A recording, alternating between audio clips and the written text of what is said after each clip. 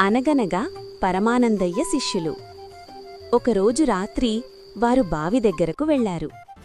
బావి నీళ్లలో ఆకాశంలో ఉన్న చందమామ ప్రతిబింబం కనిపించింది. అది చూసి శిష్యులు కంగారు పడిపోయారు. అయ్యో, చందమామ బావిలో పడిపోయాడు, మనం కాపాడకపోతే చచ్చిపోతాడు అని నిర్ణయించుకున్నారు. వెంటనే ఒక తాడుకి బకెట్ కట్టి బావిలోకి వదిలారు. బకెట్ నీళ్లలోకి వెళ్లి చందమామలు తాకగానే నీళ్లు కదిలి ప్రతిబింబం మాయమైంది. చూశారా, చందమామ బకెట్లోకి వచ్చేశాడు, అందుకే కింద కనిపించడం లేదు అని సంతోషంగా తాడును పైకి లాగారు.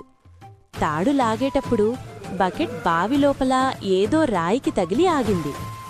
శిష్యులందరూ కలిసి ఒక్కసారిగా బలంగా లాగారు. ఆ దెబ్బకు తాడు తెగిపోయి శిష్యులంతా వెనక్కిలా వెనక్కి పడ్డారు. అలా పడగానే వాళ్లకు ఆకాశంలో ఉన్న చందమామ కనిపించాడు. అబ్బో, మనం ఎంత గట్టిగా లాగామంటే మన దెబ్బకు చందమామ బావిలోంచి ఎగిరి నేరుగా ఆకాశంలోకి వెళ్ళిపడ్డాడు అని వారి తెలివితేటలకు వారే మురిసిపోయారు. నీతి: అజ్ఞానం వల్ల మనం చేసే పిచ్చి పనులకు కూడా మనకు నచ్చిన కారణాలు వెతుక్కుని నిజమని నమ్ముతుంటాం.